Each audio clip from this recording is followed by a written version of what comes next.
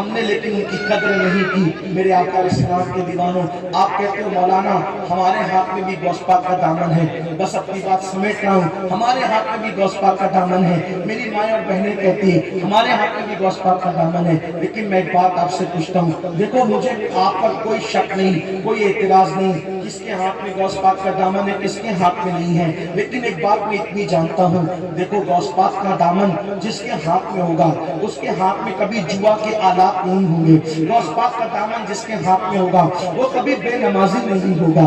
غوث پاک کا دامن جس کے ہاتھ میں ہوگا وہ کبھی نشہ نہیں کرے گا، وہ کبھی شراب نہیں پیے گا۔ میرے بھائیوں میں آپ کو بتاؤں، یہ سب ہم لوگ جو چیٹنگ کر رہے ہیں، یہ ہم جو لفاظیاں کر رہے ہیں، یہ ہمیں مرنے کے بعد سمجھ میں آئے گی کہ ہم بڑی بڑی ڈینگیں مار رہے تھے لیکن ہمارے پاس کچھ تھا نہیں۔ بڑی معذرت کے ساتھ میرے جملے تلخ لگے تو معاف کر دینا، لیکن یاد رکھنا آج جو قوم کے نوجوان 16 17 سال کی عمر کے لڑکے کوئی نشہ کر رہا ہے، کوئی جوا کھیل رہا ہے، کوئی نماز سے کوسوں دور ہے، کوئی عورتوں پر پاپ کی نظر ڈال رہا ہے، کوئی لڑکیوں سے ناجائز و حرام دوستی کر رہا ہے، میرے بھائیوں تم اپنا بھلا نہیں کر رہے ہو، تم اپنا برا کر رہے ہو۔ ہو کر تم اپنے آپ کو جہنم کی آگ میں ڈھکیل رہے ہو۔ آپ کو بتاؤں آج کل کے نوجوان لڑکے اور لڑکیاں جب جوان ہوتے ہیں تو سیریل میں دیکھ کر، فلموں میں دیکھ کر اپنی پسند سے لڑکی چن لیتے ہیں، لڑکیاں اپنی پسند کا لڑکا چن لیتی ہیں اور اپنی پسند کی شادی کرتے ہیں۔ پھر کیا ہوتا ہے، لڑکی کو ماں باپ پیر پکڑ پکڑ کے کہتے ہیں بیٹی ناک کٹ جائے گی، ایسی اپنی پسند کی شادی نہ کر، بیٹی خاندان میں منہ دکھانے کے قابل نہ رہیں گے، ایسی پسند کی شادی نہ کر۔ تو لڑکی کیا جواب دیتی ہے، سب بیٹیاں ایسی نہیں ہوتی لیکن بعض بے باک بیٹیاں ایسی ہیں، کہتی ہے بڑھیا او بڈھی تجھے کیا سمجھتا ہے تو چپ رہے، او بڈھے بڑھے تجھے کیا سمجھتا ہے تو چپ رہے۔ اللہ اکبر، میں نے زندگی گزارنا ہے، میں اپنا شوہر خود ڈھونڈوں گی۔ اور آج کل کے فلم اور سیریل کے متوالے لڑکے بھی اپنی مرضی کی شادی کرتے ہیں، لیکن ایک بات میں اپنے جوانوں کو، جوان بیٹوں کو بھی، بھائیوں کو بھی اور جوان بیٹی اور بہنوں کو بھی کہنا چاہتا ہوں، یاد رکھنا ماں باپ کو ناراض کر کے اگر کوئی حج کو جائے تو اللہ اس کا حج رد کر دیتا ہے۔ ماں باپ کو ناراض کر کے اگر کوئی نماز پڑھے اللہ اس کی نماز اس کے منہ پہ مار دیتا ہے۔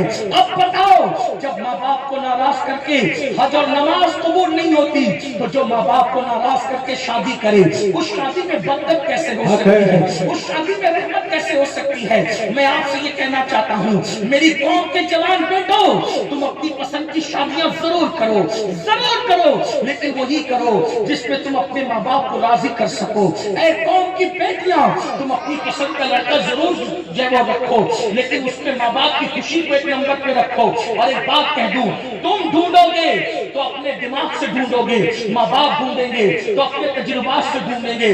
لو میرج کی طرف نہ جاؤ، یہ تباہی کا راستہ ہے۔ افیئر کی طرف نہ جاؤ، یہ بربادی کا راستہ ہے۔ اگر بات نہیں سمجھ میں آتی تو میں آپ کو ایک واقعہ بتاتا ہوں، آپ اس پر غور کرنا۔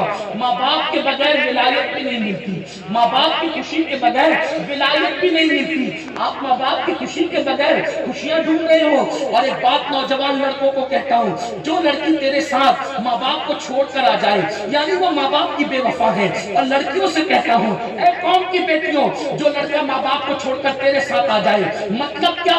جس نے ماں باپ سے وفا نہ کی وہ تیرا وفادار کیسے ہو سکتا ہے؟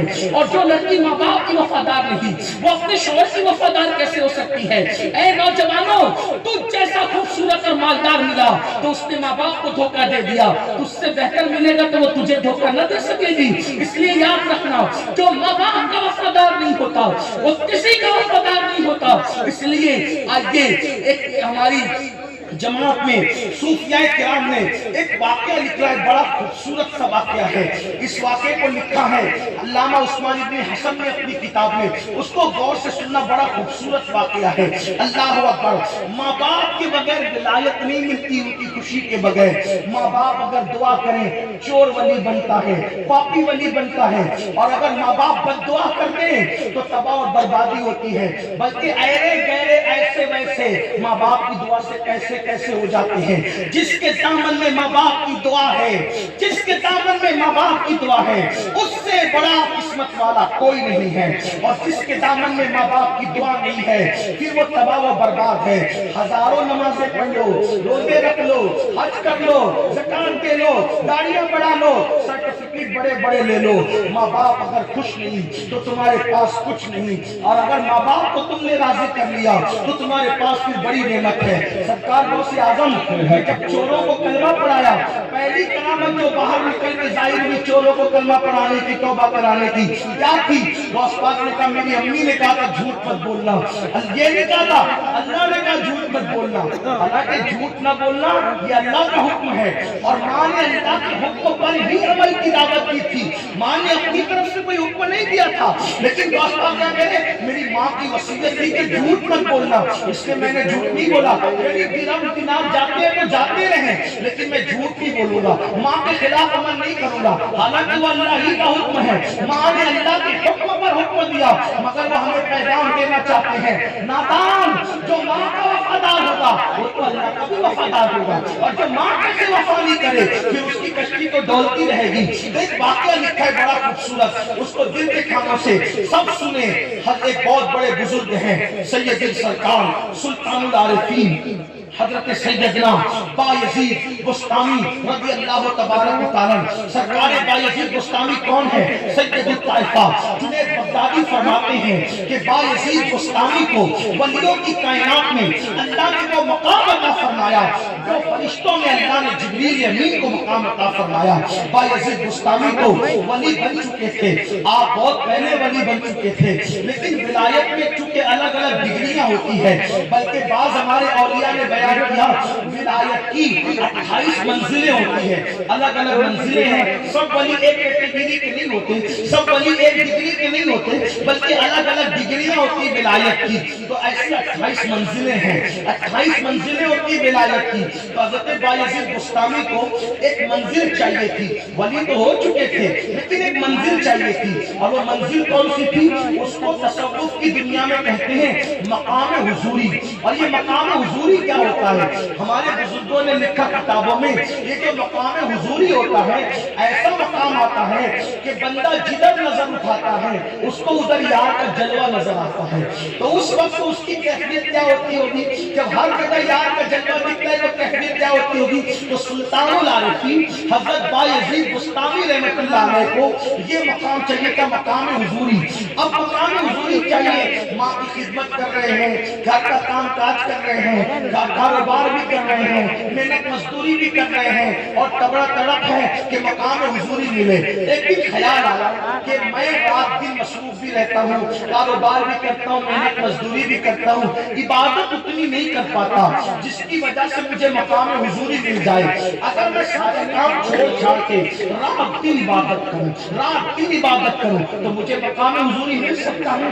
حضرت بایزید بستامی رحمۃ اللہ تعالیٰ نے اپنی ماں کے پاس آتے ہیں اور ماں کے قدموں میں بیٹھ کے کہتے ہیں, امی جان مجھے مقام چاہیے تھا جس کو مقام حضوری کہتے ہیں, لیکن گھر رہ کر کے مجھے وہ مقام نہیں مل سکتا, کیونکہ گھر رہتا ہوں, کچھ ٹائم تم کو دیتا ہوں, کچھ محنت مزدوری کو دیتا ہوں, کچھ کھانے پینے کو دیتا ہوں, تو اس میں بہت ٹائم چلا جاتا ہے, تو مجھے وہ مقام ملنے میں دیری ہو رہی ہے. امی جان اگر میں کام کاج سب چھوڑ دوں, تم سے بھی ٹائم لے اجازت لے لوں, تو میں جنگل و بیابان میں 24 گھنٹہ عبادت کروں گا, تو وہ مقام مجھے جلدی سے مل جائے گا.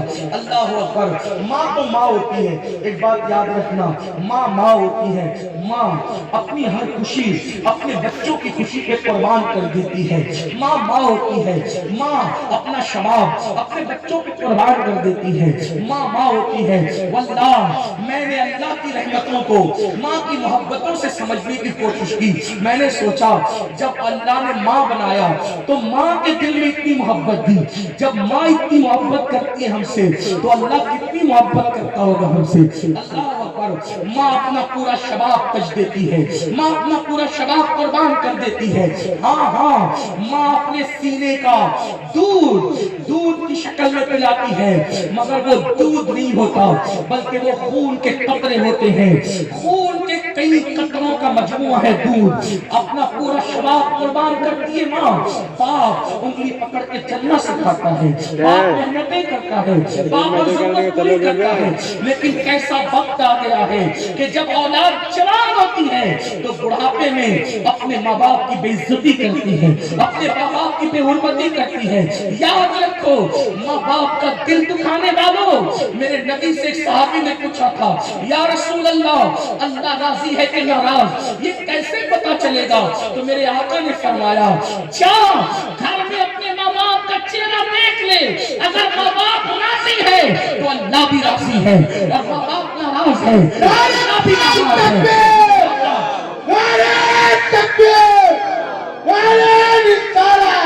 اے میری قوم کے جوانوں، اللہ دور نہیں ہے، وہ شرک سے زیادہ قریب ہے۔ اگر تم آج اپنے ماں باپ پہ ظلم کرو گے، تمہاری اولاد اس سے زیادہ تم پہ ظلم کرے گی۔ آج تم اپنے ماں باپ کو تڑپاؤ گے، ستاؤ گے، بے چین اور بے قرار کرو گے، تمہاری اولاد اس سے زیادہ تم پر ظلم کرے گی۔ اور تم اپنے ماں باپ کی خدمت کرو گے تو تم جتنی خدمت کرو گے اس سے زیادہ تمہاری اولاد تمہاری خدمت کرے گی۔ تم اپنے ماں باپ سے جتنی وفا کرو گے اس سے زیادہ تمہاری اولاد تم سے وفا کرے گی۔ اللہ اکبر۔ آج کا جوان پیسے کماتا ہے، دوستوں پہ خرچ کرتا ہے، آج کا جوان پیسے کماتا ہے، دوستوں پہ خرچ کرتا ہے، بیوی بچوں پہ خرچ کرتا ہے، لیکن اللہ اکبر ماں باپ اگر مانگے بیماری کے لیے تو کہتے ہیں بس کرو، کیا میں سب کچھ تم پہ خرچ کر دوں؟ میں کہتا ہوں میرے عزیز، اگر تم ماں باپ کے لیے جان دے دے تو بھی حق تو یہ ہے کہ حق ادا نہ ہوا، تو ماں باپ کا حق ادا نہیں کر سکتا۔